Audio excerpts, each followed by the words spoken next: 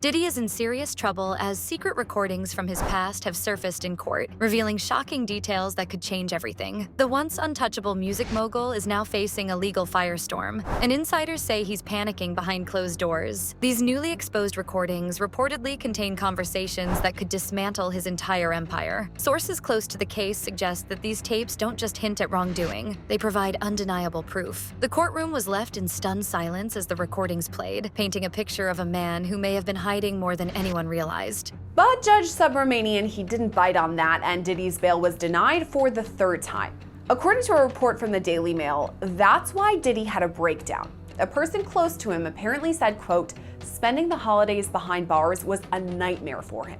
If we're to believe all this, Diddy had a meltdown in his cell and begged the guards to take him to the hospital for observation, but they refused. This same friend or person told the Daily Mail, quote, "He eventually managed to calm himself down with the meditation technique he's been using while he's been behind bars.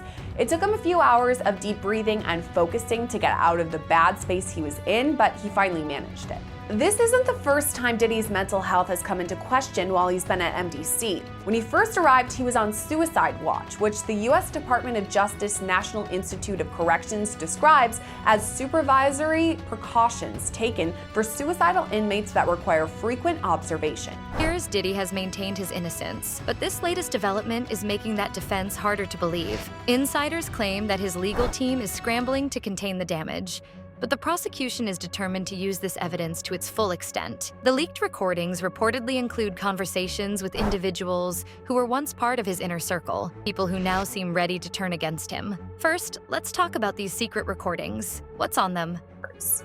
I think so, and obviously, we haven't seen him, but your colleague Elizabeth has reported that, he looks like he's lost some weight and he has some more gray and white hairs. I think it's taken a toll on him, and I think that he expected, for some reason, that he would be out on bond, and obviously that hasn't happened. There were 3 different bail applications that were denied by 3 different judges, and ultimately they withdrew their appeal. So now that it's hitting him that Diddy's going to be in custody at least until May 2025, I think he's just having a tough time coming to terms with it. Because like you said, here's someone that had multiple private jets, homes in New York, Miami, Los Angeles, and all of a sudden his only home is his prison cell, and he's not getting the Christmas dinner with his family that he had. And we all saw the video of him having to spend his birthday in prison as well. Being reported, these recordings allegedly reveal some pretty dark stuff. We're not just talking about run-of-the-mill drama or petty beefs. We're talking about things that could completely destroy Diddy's reputation and legacy. And when you hear words like dark truths, you know it's serious. This isn't just about money or power. It's about actions and behaviors that could have real, lasting consequences. Fans and industry insiders are divided. Some are standing by him, while others say this is the final nail in the coffin. Many are questioning whether the industry knew about these dark secrets all along and simply chose to ignore them. The narrative around Diddy is shifting fast. And as more details emerge, it's becoming clear that this case is far from over. Legal experts are already weighing in, with some saying that if these recordings are as damning as they appear, Diddy could be facing serious consequences. Could this be the beginning of the end for one of the most powerful figures in the music industry? Violates a defendant's rights, they might have to be recused from the case. The evidence could be excluded from trial. Maybe if something is really egregious or bad, the case gets dismissed. So I want to go through this order from Judge Arun Subramanian of the Southern District of New York. It's really fascinating. So again, Combs is facing federal racketeering, sex trafficking, and prostitution charges with a trial scheduled for May. Now this is how the order begins. In connection with the Bureau of Prisons' October 28, 2024 to November 1st, 2024 sweep of the Metropolitan Detention Center, the MDC, a BOP investigator, Investigator 1, photographed 19 pages of Combs' notes and sent them to the government's filter team. The filter team consists of AUSAs, these are Assistant United States Attorneys, who aren't involved in the investigation or prosecution of this case. The filter team redacted the notes and sent them to the case team. The case team consists of the agents and AUSAs investigating and prosecuting Combs. So let me start there. So yes, there was a raid at the MDC, the Metropolitan Detention Center, where currently Sean Combs is being locked up. Now, let's not forget that Diddy has been in the spotlight for years. He's built an empire, not just in music, but in fashion, liquor, and more. He's the guy who's always been in control, always been on top. But this feels different. This isn't just a scandal that's going to blow over in a few weeks. This is the kind of thing that sticks with you. These recordings are as bad as they're saying. This could be the beginning of the end for Diddy. One thing is certain, the truth is coming out, and Diddy may not be able to escape it this time. Paint the case against him. In other words, you have to show that violations of his attorney-client privilege ends up producing evidence at trial that will be used against him. But once again, the government promised it's not using the notes or anything that came from the notes in its case against Combs, again, when it goes to trial in May. And Subramanian says that because the government provided information about this investigation and this whole ordeal, both the court and the defense, they're already ready. They're ready to flag any suspect evidence attempted to be put forward by the prosecution that may go against their promise. They're ready to jump at the prosecution, so they're all aware now. As Subramanian writes, at this point in the case, the wholly conjectural connections that Combs draws between privileged information and the government's case, including general allegations of taint unconnected to any specific evidence to be presented at trial, are insufficient for a finding of prejudice. As this case continues to unfold. But let's take a step back and look at how we got here. Diddy, a name synonymous with success, influence, and wealth in the music industry, is now at the center of a legal battle that could tarnish his legacy forever. This is a man who built an empire from the ground up, shaping the careers of some of the biggest names in music. But with great power comes scrutiny. And in Diddy's case, the walls seem to be closing in fast. And let's talk about the timing. Why now? Why are these recordings coming out now? Well, it's hard to say, but it's clear that someone wanted this information to get out, whether it's a disgruntled former associate, a rival, or someone else entirely. Someone decided that now was the time to bring Diddy down. And when you're dealing with court cases and legal battles, timing is everything. This isn't just about damaging Diddy's reputation. It's about using the legal system to hold him accountable. But here's the thing. The high-powered defense team for Sean Diddy Combs is demanding that the prosecution hand over information about what they plan to claim at Combs' upcoming trial and the witnesses they plan to call, and they say they need this information now to prepare a real defense. I've got the latest court filings in this ongoing legal saga. Welcome to Sidebar, presented by Law and Crime. I'm hearing conspiracy, sex trafficking by force, fraud, or coercion, and transportation to engage in prostitution. Combs' lawyers are actually, though, trying to get that last charge thrown out, calling it racist. We'll get a little bit more into that later on, but Combs has consistently denied any wrongdoing, and his attorneys say he is looking forward to defending himself in court. And the key word there, defending. Produced to date, totaling over 25 terabytes of data, including detailed search warrant affidavits laying out details of the government's investigation and evidence. Courts have repeatedly rejected requests for bills of particulars where the defendant has received similar materials. In other words, you should know who we're talking about. And according to the prosecution, We don't have all the details. We don't know exactly what's on those recordings or how bad it really is. But what we do know is that this is bad, like really bad. And if you're Diddy right now, you're probably thinking, how do I fix this? But the truth is, you can't fix something like this. Once it's out there, it's out there. And if these recordings are as explosive as they're saying, there's no coming back from this. Sources close to the investigation reveal that these recordings were obtained through a lengthy... That could affect the trial. That could affect potential jury members if they see any of these tapes. It could affect the witnesses from participating or coming forward fully with their testimony. So the prosecution is doing everything in their power to make sure that these tapes do not get out in any which way. It goes on to say, quote, the individuals permitted to view the footnote 3 material are limited to retained defense experts, witnesses who are depicted in the footnote 3 material, and defense counsel or personnel for whose conduct defense counsel is responsible. The footnote 3 material will only be shown to or viewed by the individuals in categories above or in person on a computer that does not connect to the internet. The footnote 3 material or any portions thereof will not be viewed on a computer connected to the internet, any video conferencing platform, or shared via the internet in any way. So what happens to these apparent sex tapes once the trial is over? Well, the addendum addresses that too. Quote, within 1 week following either the jury's verdict or the defendant's plea of guilty, Agnifilo Intrader LLP will return the 2 drives containing the footnote 3 material and any enhanced versions to the U.S. Attorney's Office for the Southern District of New York, which will maintain. Investigators had been gathering evidence for months. And these tapes are reportedly just the tip of the iceberg. Prosecutors are now combing through hours of audio that allegedly contain incriminating discussions. If these tapes are as bad as insiders suggest, they could serve as a crucial piece of evidence in court. This revelation has sent shockwaves through the industry. Some of Diddy's closest allies are now distancing themselves from him. Artists who once worked under his label have remained silent, while others have subtly unfollowed him on social media. Just showing, particularly now that the government has disavowed use of the notes or evidence derived from them. In other words, Combs is only speculating that the government's evidence is somehow tainted. He really hasn't shown how. Quote, the generic nature of the notes makes it unlikely that any improper use of the information has or could be made. They give Combs general thoughts on how to approach certain issues, none of which would come as a surprise.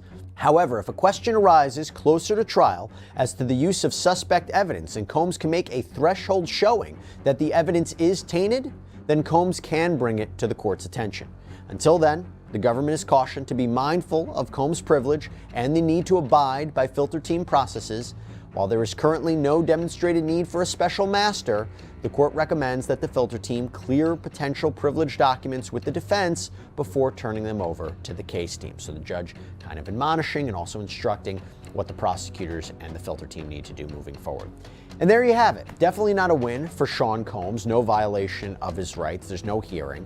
And look, the government, they can't use. This level of isolation is unprecedented for someone who once had the entire industry in the palm of his hand. Meanwhile, fans are in disbelief. Many grew up idolizing Diddy, seeing him as a trailblazer in hip-hop and business. Now, they're grappling with the idea that their favorite mogul could be at the center of a scandal of this magnitude. Some are still holding out hope that he will prove his innocence, while others are already convinced that his time is up. And let's not act like this is just about Diddy. This is bigger than him. This is about the industry, about power. Been at MDC. When he first arrived, he was on suicide watch, which the U.S. Department of Justice National Institute of Corrections describes as supervisory precautions taken for suicidal inmates that require frequent observation. Diddy's suicide watch was only temporary, though. He was housed in a special protective unit of the jail after that for the first few weeks of his stay. But Diddy right now is in Gen Pop, meaning general population, the place where majority of the inmates stay. And that's where he apparently had this meltdown over the holidays, at least according to one source. Another source, though, disagrees with all of this. They say Diddy is staying strong in jail despite missing his family a great deal at Christmas, which is a time he often spends with his. If Diddy, someone who's been untouchable for so long, can go down, what does that say about everyone else? This is the kind of story that makes you question everything. It makes you wonder who else is hiding secrets. Who else is just one recording away from their own downfall? The legal battle ahead is expected to be intense. Diddy's team is reportedly spending millions in legal fees, hiring the best attorneys to fight these allegations. But no matter how much money he throws at this case, if the evidence is strong enough, there may be no escaping the consequences. Diddy making of a bad boy. They argue that this piece is filled with false and defamatory statements. We are going to break down this lawsuit for you right now. Behind a bombshell lawsuit of their own, and it is aimed directly at one of the nation's largest and most well-known broadcasters, NBC Universal. Now, I'm going to take you through this lawsuit page by page, making some quick detours at times to talk about specific things, but this is a major development. So here's what we know about the timeline up to now. So multiple documentaries and TV specials have already been released about Combs and the investigation into him by the Southern District of New York. Let's not get ahead of ourselves. Right now, the focus is on Diddy and these recordings. And if you're watching this, just know, we're only at the beginning. This is going to get worse before it gets better. And for Diddy, well, let's just say the panic is real for a reason. This isn't just a scandal. It's a reckoning. And when the dust settles, the entertainment industry might look very different. Insiders say that the prosecution is planning to use these recordings to dismantle Diddy's defense. Legal analysts believe that the case could hinge on whether the jury finds allegations against Combs really got rolling in November of 2023 when his ex, Cassandra Ventura, filed a massive lawsuit that accused him of forcing her to perform sex acts with commercial sex workers during their alleged abusive relationship. Combs settled that lawsuit with Cassandra Ventura the next day, but never really admitted to any wrongdoing per se. He did issue an apology on Instagram a few days after a tape was published by CNN of him purportedly kicking, hitting, dragging Ventura in a hotel hallway back in 2016. But other than that, he has denied all allegations against him. And when I say that, I mean there are more civil complaints than you can even count that were filed against him. And in March of 2024, investigators with the Department of Homeland Security, they raided Combs' 2 houses in Los Angeles and Miami, bringing out boxes and boxes of evidence. At the time, he wasn't charged yet, but then he got charged months later in September. Grand jury indicted him on 3 federal charges: racketeering conspiracy, sex trafficking, and transportation to engage in prostitution. And again, he has denied all of the civil claims and he has denied all of the criminal charges. And a very simplified way to describe this criminal case would be to say that prosecutors believe Combs used his wealth, his power, his influence, and intimidation to run a criminal enterprise. If the recordings include direct admissions of wrongdoing, that could spell disaster for. Now, let's talk about the court case itself. What's happening there? Well, from what we know, these recordings were brought forward as evidence, and they're being used to support some pretty serious allegations. And when you're dealing with court cases, evidence is everything. If these recordings are as damning as they're being made out to be, this could be a slam dunk for the other side. And if that happens, Diddy could be facing some very real consequences. As we know, was arrested in New York. He was taken to the Metropolitan Detention Center, where he's been ever since. He's been denied bond on 3 separate occasions by 3 different judges. But to be clear, right, he's innocent until proven guilty. This does not override his constitutional right to a fair trial. He is presumed innocent until proven guilty. He is scheduled to go to trial in federal court in May. Cameras aren't allowed, but we're going to be in the courtroom. We're going to be doing our best to bring you live updates as it happens. We have some interesting ways of we might do that. But look, the reason I say he's entitled to a fair trial is because that's one of the main issues he brings up with this lawsuit. And I'll get to that. But unless something is revealed in pretrial motions, like we're expecting, the prosecution may file an enterprise letter that would reveal more details about the racketeering charge. Unless they file that or something else, we likely won't know. The question now is, how will Diddy respond? His lawyers have already started pushing back, claiming that these recordings have been taken out of context. But will that argument hold up in court? The public is waiting for an official statement from him, but so far he's remained tight-lipped. But let's not forget that Diddy has a team of lawyers who are probably working around the clock to figure out how to handle this. They're going to try to discredit the recordings, challenge their authenticity, and do whatever they can to minimize the damage. But here's the thing. When you're dealing with secret recordings, it's hard to argue against them. If the recordings are real, NBCU published the documentary for everybody to watch, and how both it and Ample publicized it too to get a lot of eyeballs on it. In one interview with The Hollywood Reporter, co-founder of Defendant Ample and an executive producer of the documentary, there's no time, and this was an extremely fast turnaround. Now that is important. You acted with reckless disregard for the truth. You just rushed this through without doing the proper homework. That is an argument that you may anticipate in this case. The lawsuit continues, quote, "The documentary includes numerous false and defamatory statements that defendants NBCU and Ample knew were false are published with reckless disregard as to whether they were false or not. Indeed, the entire premise of the documentary assumes that Mr. Combs has committed numerous heinous crimes, including serial murder, rape of minors, and sex trafficking of minors, and attempts to cruelly they're real, and if they're as bad as they're saying, there's only so much you can do. Social media is buzzing with theories and speculation. Some believe that there's more to the story and that Diddy is being targeted. Others argue that justice is finally being served, and that this case will expose the dark side of the music industry. Regardless of where people stand, one thing is clear. This case has captured everyone's attention. And let's talk about the public reaction. Because let's be real, the court of public opinion is just as important as the actual court case. People are quick to judge. This quote, in the documentary, this unidentified interviewee claimed that while he was employed by Mr. Combs, he was sent on missions to go to clubs to recruit some girls and bring them back to the house, but that he didn't know what the real intention was, falsely implying that there was foul play involved. He further falsely claimed that Mr. Combs was effing and making love and sex to girls who for sure they were underage. The documentary then cuts to a portion of an unidentified legal document that states, present at this party were underage girls.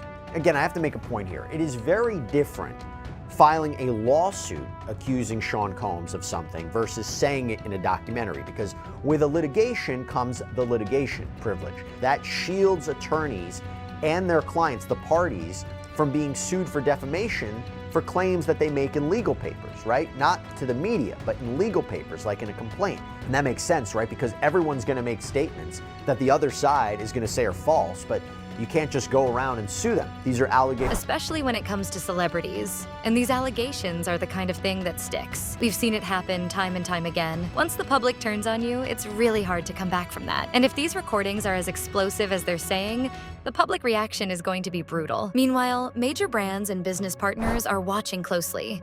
Diddy's reputation as a businessman could take a massive hit depending on how this plays out. If these allegations stick, he could lose endorsements, partnerships, and even his stake in various ventures. This is a moment of reckoning, not just for Diddy, but for the entire industry that enabled him for so long. Him to have, based on what he said in an interview on October 20th, they issued a summons for him 4 days later. They issued a summons for him and a subpoena October 24th, and they didn't serve it to him till October 28th.